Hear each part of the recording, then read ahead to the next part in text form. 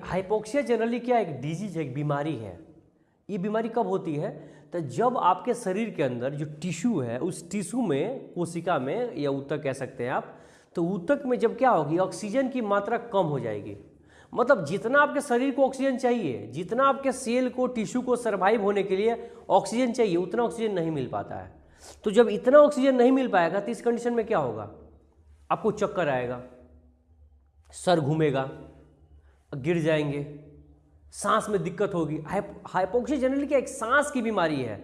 आमतौर पर आप देखे होंगे कि जिसको अस्थमा होता है या निमोनिया होता है, अस्थमा ऐसे करते रहता है हमेशा, उसको सांस नहीं ले पाता है।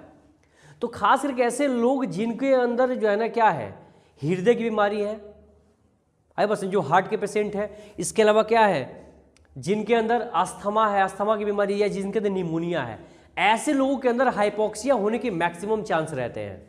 क्यों? क्योंकि इनके शरीर में ऑक्सीजन की जो रिक्वायरमेंट होती है वो हमेशा फुलफिल नहीं रहती है। ऐसे लोगों को आपने देखा होगा, कई बार आपने जो पहाड़ों पे जाते हैं, ऊंचाई पे चढ़ते हैं, तो ऊंचाई पे चढ़ने से पहले क्या होता है, आपका एक मेडिकल टेस्ट होता है। अगर कोई भी आदमी पहाड़ पे हिल के ऊपर जाता है तो पहले उसको जो है ना उसका मेडिकल टेस्ट करने के बाद उसको ऊपर जाने दिया जाता है। क्यों उसको मेडिकल टेस्ट के बाद भेजा जाता है? क्यों? क्योंकि जब आप ऊपर जाते हैं ना तो ऊपर पे ऑक्सीजन का लेवल कम होता है। आप जितनी ऊंचाई पे जाएंगे ऑक्सीजन का लेवल घटता जाता है। तो अगर किसी भी इंसान को, अगर हार्ट का पेशेंट है या उसको अस्थमा है या निमोनिया है, तो ऐसे लोगों को ऊंचाई पे जाने से रोका जाता है। क्यों? क्योंकि ऊपर वो जाएगा, ऑक्सीजन की कमी पड़ेगी, वो चक्कर खाएगा और गिर जाएगा।